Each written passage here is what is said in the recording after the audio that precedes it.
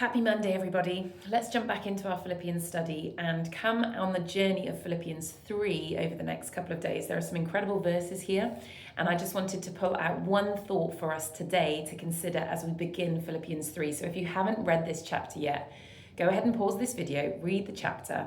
But I just want to start with the first few verses and really what they teach us about our confidence.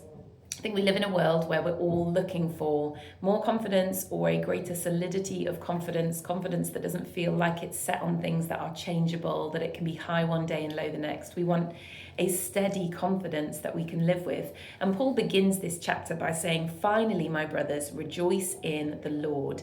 This finally doesn't mean he's closing up. If you've ever been in a preach or a sermon where somebody says, this is my last point, and then they go on and speak for another good 10, 20 minutes. No names, no pointing. But what he's saying, instead of finally like lastly, he's saying finally like ultimately. Overall, this is the ultimate goal. Rejoice in the Lord, the one who is unchanging, the one who is not subject to the seasons or the times, the one whose character and nature is eternal. Rejoice in the Lord. Let that be where your confidence is found, where your joy is rooted.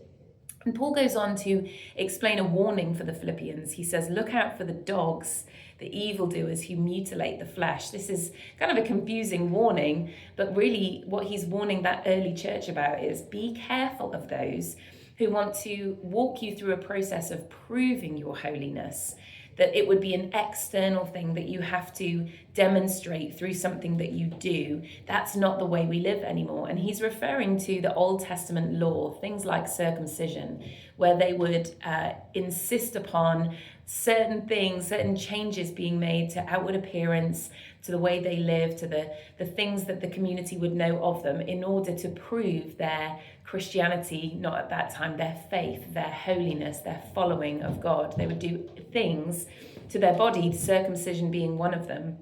But Paul is saying, look out for those who are trying to lead you into visible signs of an external change. And remember that actually, more than that, it's the Spirit that has changed us. It's the internal change that we need to celebrate and that we need to even find our confidence in. So he's saying, don't get drawn back into religion, is ultimately what Paul is saying. Sometimes religious works can be the source of our confidence. We can feel better. We can pat ourselves on the back for how much we've gone to the prayer meetings, how much we've read our Bibles, how much we've shown up in the church gatherings. All of these external things are absolutely a part of being a believer, but sometimes religion can cause us to believe that they're the root of our confidence or that they are the very source, the very foundation of our faith, and that's not the case.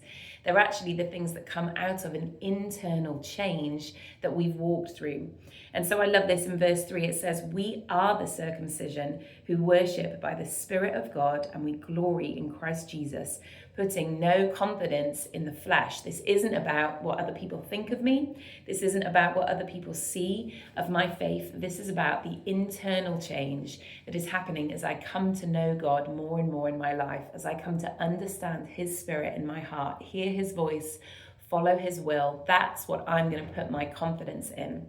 So this is a really great encouragement, even for us now in our context. We may not see people going out and advocating for circumcision. We may not see people going out and promoting religion in the way that the Philippians were experiencing it, but we can all fall prey to it, and we can all give our confidence to it if we're not careful. Paul's reminder here is, have confidence in the things that the Spirit is doing within you and the way that that is growing and changing you. He goes on to list his kind of credentials, I suppose, his qualifications. He's been through so much of what the world might see as positive, helpful training to be somebody who is wise and trustworthy in things of religion and faith. But actually, he says, none of that matters. What really is better than all of that is gaining Christ, gaining a personal relationship with him, gaining the understanding of who he is to me, how important he is to me, and what his voice sounds like in my life, and imitating him. That's the most important thing that I have found. So I want to encourage us with the same today. Where can we slip into religious thinking and maybe even place our confidence in that? And where do we need to return to the gain of Christ in our lives, his Spirit leading us? And how can we make sure that that is the most important voice for us every single day. So I want to just encourage you to think about your confidence today. Where do you find your confidence when it comes to faith? Is it in things that are external, things that you do, or is it in the things that are internal, the things that you meditate on, the things that you're praying, the things that you're hearing as you worship God? Those are the things that we need to take confidence in as believers today.